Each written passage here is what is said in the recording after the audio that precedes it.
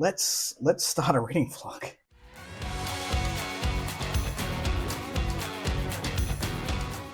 Hello everyone, welcome back to A Fictional Escapist. My name is Kris.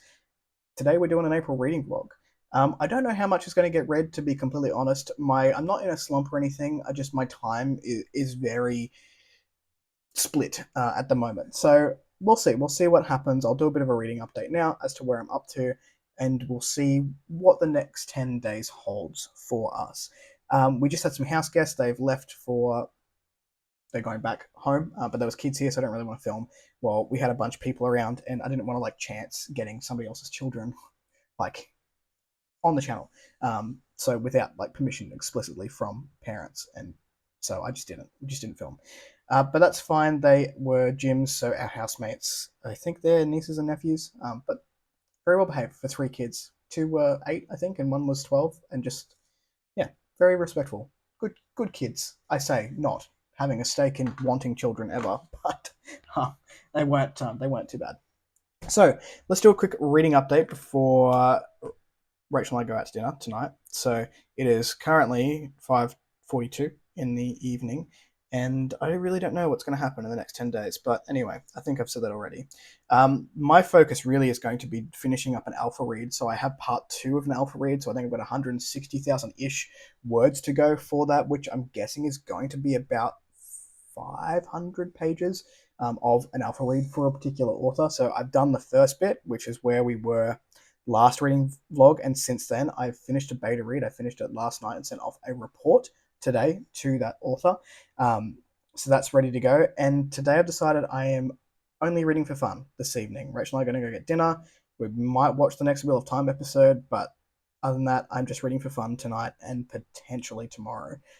Just to give myself a bit of a breather, because I have not read a lot. What I have listened to is The Angel of Indian Lake by Stephen Graham Jones. I'm about 75% of the way through, so I will finish that one in this vlog and sort of give final thoughts. It's fine.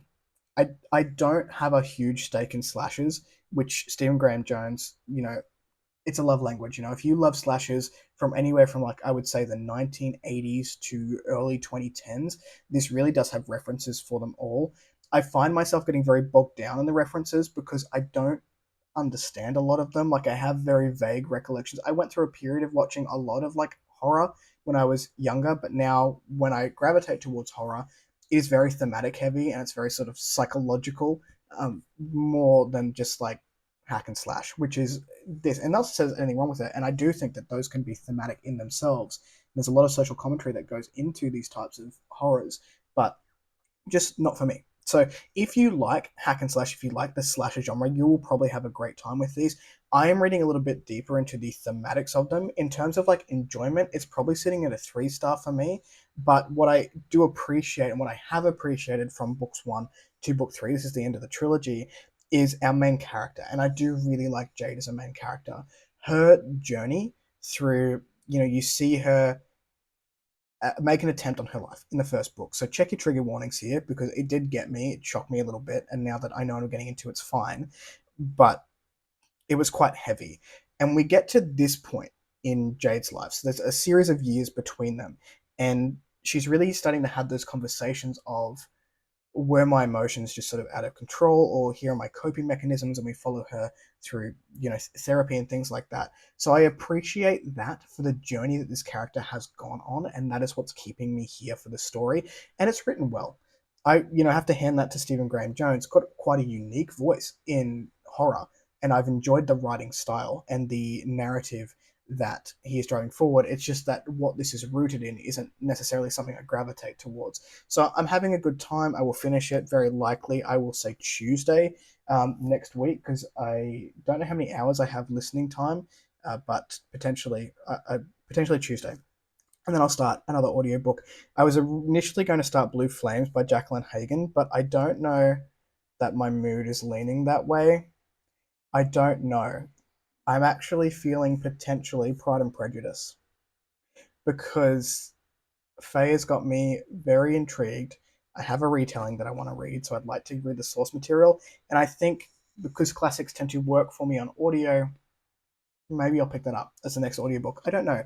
Also feeling like quite feminist and ragey at the world right now. So there is a book called In Defense of Witches, which I also have my eye on, which is feminist nonfiction, and it looks at, you know, the, I guess, the burning of witches and like how women are still being prosecuted for stupid things.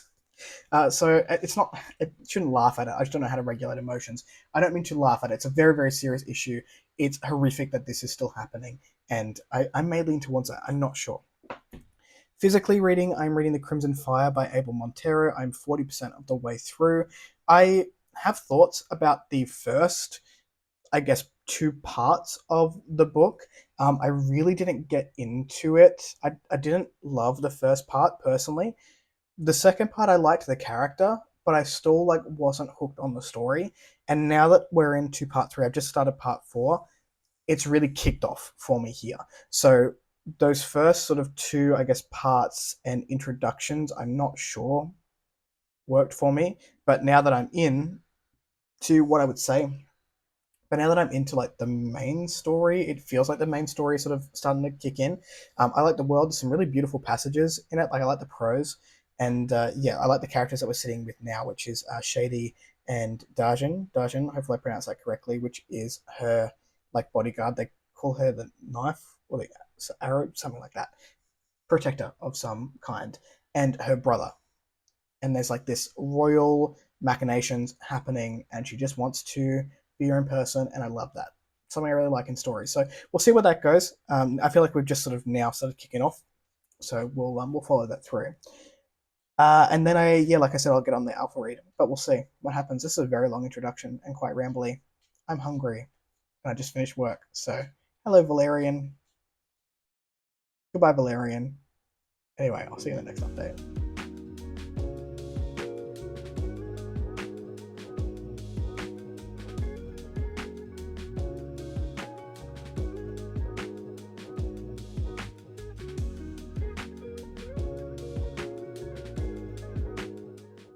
Good morning, team. It is Monday morning. The gym power was out, so I have to like do a home workout now, which is fine. Like we have gym equipment here, but alas, thank you, car, for really driving that home. But I have thoughts before I go inside. So Worldcon, I made a video not long ago about going to Worldcon and, you know, being visible as a trans person going into the US, which is something I'm very passionate about being visible for people who can't be visible, but, and I'm not saying that we're not going, it's just, it's up in the air again. I mean, Rachel and I have already bought the flights, we've already put deposits down in hotels, we have bought the tickets to Worldcon itself, so as it stands, we've put about $5,500 into it, with about $4,500 left to pay, but that doesn't need to be paid until July, and that's mostly the rest of the hotel. The stories about visas and genders assigned at birth, and even just like people who aren't trans, like cisgendered people getting deported because of visa issues, or just because ICE doesn't want them in the country, or there's like horror stories about people that have anything anti-Trump on their phones, just like one TSA agent with a chip on their shoulder, just like sending people to federal prison to get held until they get deported. So as it stands, like I went into Rachel last night, I'm like, I don't like, do we have to pull the plug now? Like, is now the time? Do we continue to wait? Like, what? I don't want to go and, like, if I get deported, it's one thing. It's like, I don't want Rachel to be so fucking stressed that I'm in a female prison because of my gender assigned at birth, waiting to get deported into Australia. And like the chances of it happening, particularly because we're flying directly into Seattle, it's not super high. Well, I would hope it's not super high, but we don't know what's going to happen in the next couple of months and what the laws are going to be. So, like, right now, Rachel and I do not have passports. Like, they've expired. They've been expired for a long time. So, I was, like, quite excited about that, because when I apply for a passport here, I just apply with a male gender marker, and it should be fine. Because I've got all my documents, like my birth certificate is male now, all of that stuff. And then for us to go to America, we need an ESTA, which is like we're on the approved list for ESTA, Australia to the US, which is visitors that are going under 90 days. That's fine. So we had a look at the ESTA form, and you don't need to. So if you're going for a visa over 90 days, I think you do actually need to declare your gender assigned at birth, and then if it's different, they can potentially hold you. Fluff my hair. Anyway, where was I? Yeah, so we had a look at the ESTA form, and I just put like a gender marker, and it is just male and female, which sucks for like non-binary people, but like for me, my transition was binary, so I would just put the male marker on it and it would match my passport.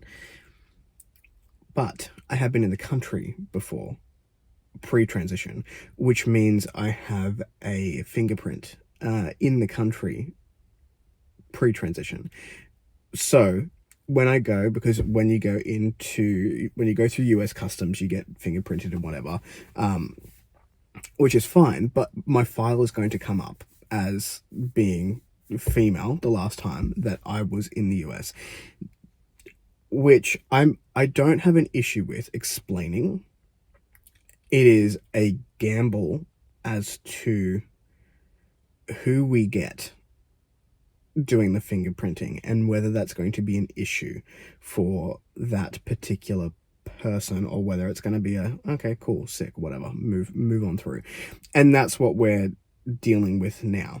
So we have really good insurance. Like, we paid close to, I think, $1,000 for insurance, which means that we would get most of our money back if we were to pull out of this trip. Not all, but most, because businesses, they need to take a cut somewhere because you've like wasted their time.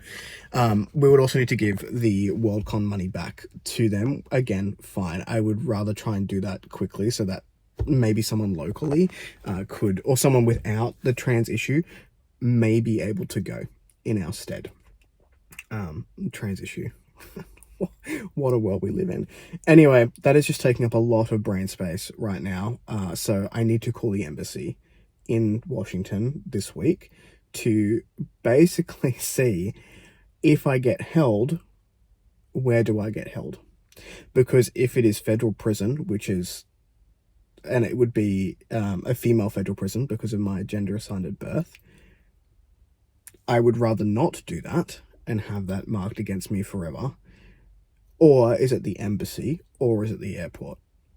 And like the insanity is, that is the question. Like, the insanity is that I'm not asking about whether it's a possibility, because I know it's a possibility. I'm calling to ask, where do I get held? And then assess whether that's worth it. Which sucks, because if we have to pull out, like, we've already like made the announcement, we've already purchased stuff. But you know what? At the end of the day, it's safety. I will still be visible from here and maybe go when... What did I walk through this morning? I'm a mess. Anyway. Yeah. I don't know. Food for thought. Watch this space. If we have to pull out, hopefully Rachel and I can go and spend whatever money we recoup on another trip, or... I don't know. Anyway, that's it. I'm going to go into a home workout now to avoid emotions. You're on a bookshelf because I can't be fucked holding you. It is Tuesday.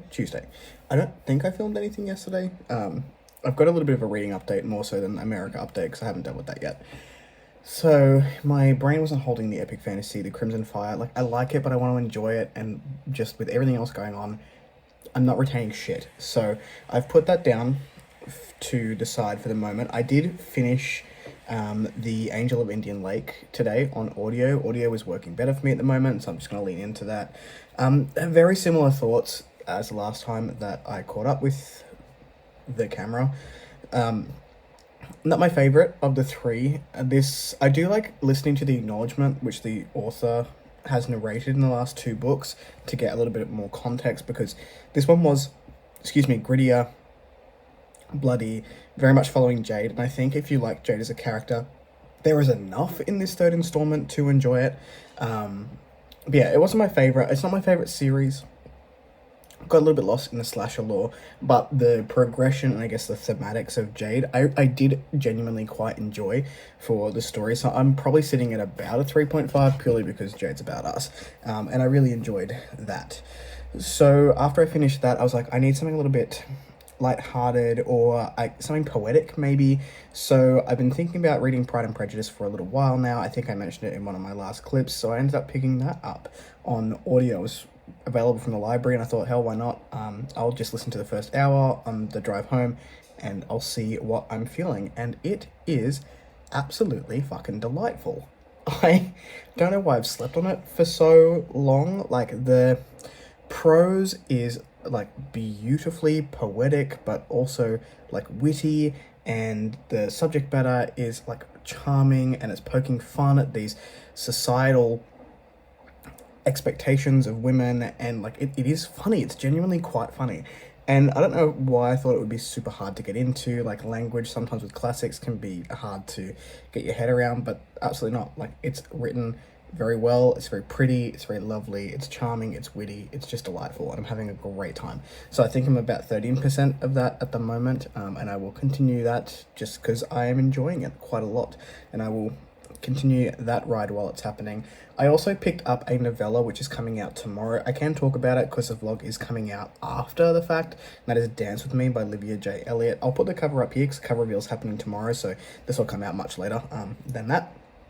And this is a very thematically heavy novella about surviving emotional trauma and sitting with emotional trauma, and some of the things that sort of like get into our brains, and the earworms, and like the self deprecating intrusive thoughts that happen while you're going through emotional trauma, and also very much, I guess, depression and self-doubt that comes with that. So very heavy, but again, I find Olivia J. Elliott's prose style to be captivatingly just beautiful. So I'm having a good time with that. It is thematically heavy, and maybe I need that at the moment as well. So I am probably about 35% of the way through. It's just a novella. As with the Genesis of Change, that is only 100 pages. It took me 3 days. I have a similar feeling with Dance With Me, that even though it's only, I think it's 149 pages on my phone Kindle app, it's probably going to take me about 3 days as well. So those are the things that I'm reading at the moment. My own writing, if I do a little quick touch up on that, is I just hit page 300. I've probably added another 20 pages in this round of edits. So my aim is to get to page 340 by the end of this vlog, and we've got the Easter public holidays. I'm working all those public holidays bar Easter Sunday, but because I'm at home, I don't have any commute time, so I should be able to do 10 pages a day there. So I think I'm at page 300 and I want to say 309, maybe 311, but I had to rework a couple of scenes. So there's that. The aim is to have this with beta readers mid-May, so we'll see how we go. But we're chugging along with those things. Okay, I'm gonna go edit Thursday's video now. Bye.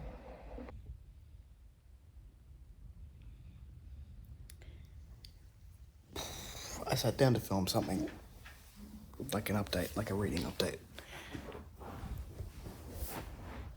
And I just watched, as an Australian news program called The Project, that was trying to cover the UK ruling of transgender women being excluded from women-only spaces.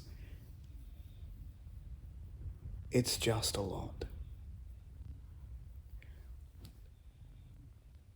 I acknowledge that I transitioned at a very lucky time to do so, and that I now have passing privilege. And this trip to the US, and we very likely will have to cancel. I'll talk more on that in another clip. And now this from the UK, regardless of where you stand, hurts trans women. And I am so fucking sick of having to question the validity of my existence this year. and it's only been 4 months. We're not even in May yet. It's a lot. A lot is going on. And so if we were to cancel America, which is looking pretty likely at this point, we're like, maybe we'll go to the UK and we'll see Rachel's family. Now, because I am a trans man, not a trans woman, and I'm not looking to be in any particular clubs or spaces, I should be fine. That's great for me. That sucks for trans women. And I hate that. Anyway, feeling some things. I did finish Dance With Me yesterday, but I need a second to just process what's happening in the world right now.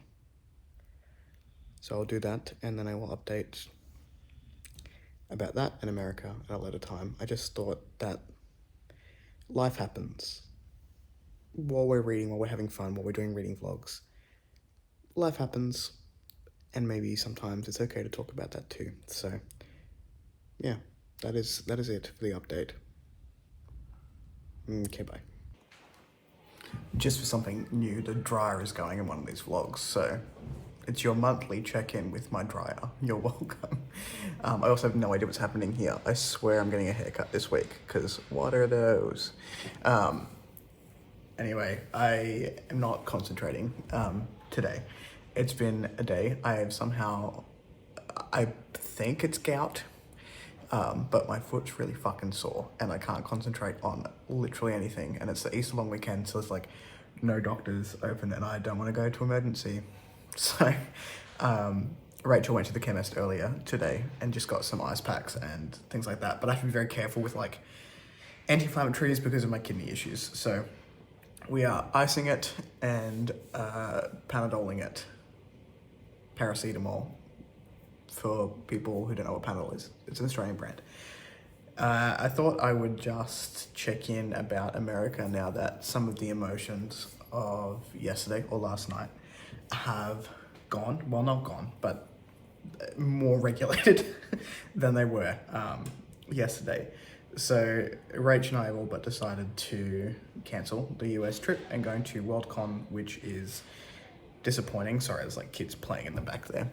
It is disappointing, but it is getting to a point where is going bravery or is going stupidity. And we ended up getting in contact with the consulate or the Australian embassy over there. I have no idea what's on that. Toothpaste, cool. And they basically said that it would depend on the customs agent or the TSA agent that we got at the border, and then we would have to enter the country, and it would really depend on who was clearing us that day, whether they decided to let us in or not. Now, still, I'm not worried about the convention itself. I'm not worried about Seattle as a state. My fear is the airport itself, and we're hearing some horror stories from other Australians at the moment. There is another convention happening in Seattle in September. It's for disability representation. It's a conference, a medical conference, and that conference has warned any gender diverse person in Australia from going to this particular conference, and anyone whose disability isn't listed on their passport and shows up slightly differently, they've also warned these people from not going to this conference. So my documents would say male. My birth certificate now says male. However, I do have a fingerprint in the US pre-transition. So I have a fingerprint when I went to the States, pre-transition, that says female. So my 90% okay getting into the state and not having an issue turned into potentially 70%, and it's just not something we're super comfortable with. So, it sucks to have to backtrack and be yep, I'm still out and proud and I will continue to be so. because I don't want to hide. I still stand by, I want to be visible for people who can't right now. But yeah, we just need to err on that side of, are we being brave or are we being stupid? So unfortunately, that is where that went. I'll probably do a community post rather than like another video about it, just because I don't love those videos where it's like, hey, I said one thing and now I'm going to do another. But just to let people know that we're not going. The people that I've spoken to have been pretty good about it so far, and just, yeah, disappointing, but maybe we'll catch you in Montreal in 2027 or in Brisbane in 2028 if we win the bid in Australia. So that is that. In terms of reading, I did finish Dance With Me by Olivia J. Elliott. I can put the cover up here now because the reveal has been done. This is very deeply thematic and timely about emotional trauma and how to accept what others see of you if you can't see it for yourself right now, and the power that love and determination from another party can have when we can't do those things for ourselves. And there was a lot of thematics in there. I really appreciate the effort that Olivia puts into explaining the story at the end as well. I think the thematics in this one in particular were very easy to follow along with. Personally, I didn't like the explanation at the end, just added to the story, but I did get each of those elements that she went through. But I had a really good time with it, and I'll get a review out for that one over on Before We Go blog, hopefully sometime pretty soon.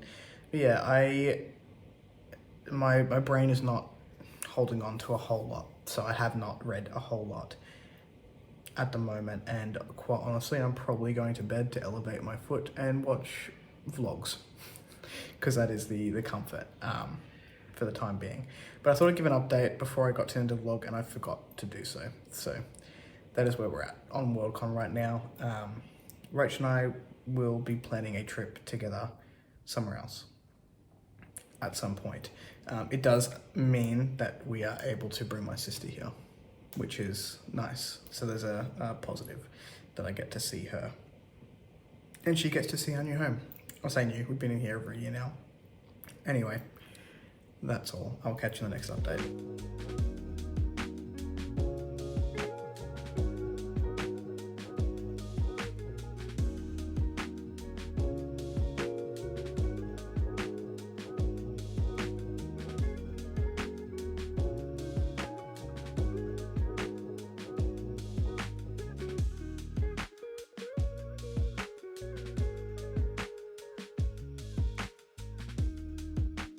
Hello everyone, it is Sunday morning, it is Easter, so happy Easter if you celebrate.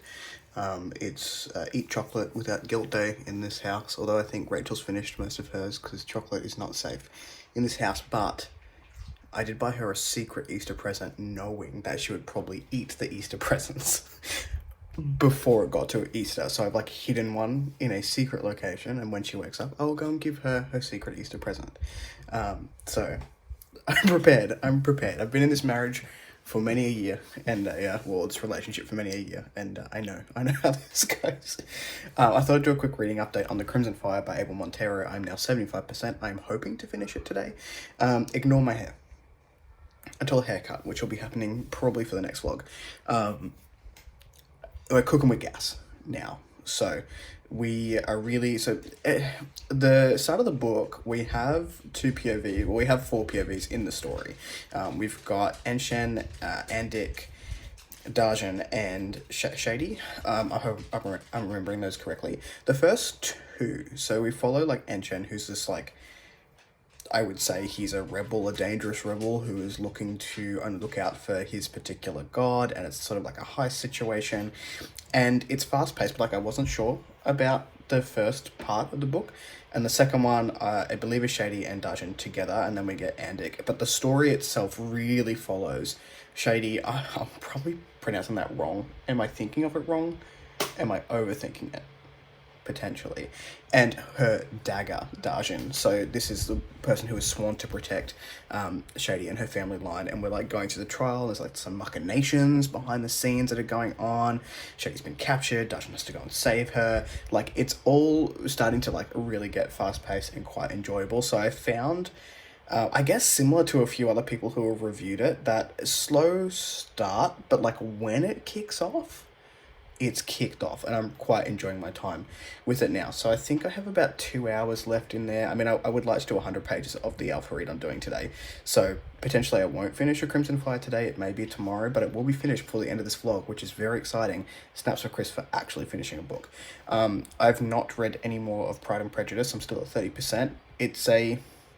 I'm loving the audio, so I don't want to like go and read the physical even though I have the physical here. I'm just going to wait until I drive to work, so Tuesday and Wednesday I'll do that. And I suspect I'll finish it this week, but not in this reading vlog. But yeah, that's it for the reading updates. I should finish The Crimson Fire and at least tell you what I'm starting next, because I'm definitely like back into mood reading. I thought I would have like a more structured TBR this month, but the world thinks otherwise. So I'll let you know whatever I pick up and give you some final thoughts when I'm done. Hello everyone, it is the end of this vlog. It is currently Tuesday the 22nd of April, I want to say.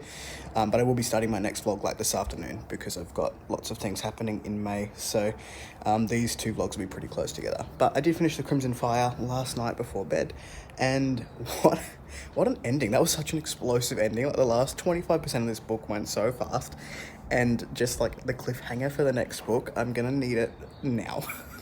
Abel, if you could get on that. Like, it's in Italian. If I could read Italian, I probably would just go and pick up the second book, but I cannot, alas.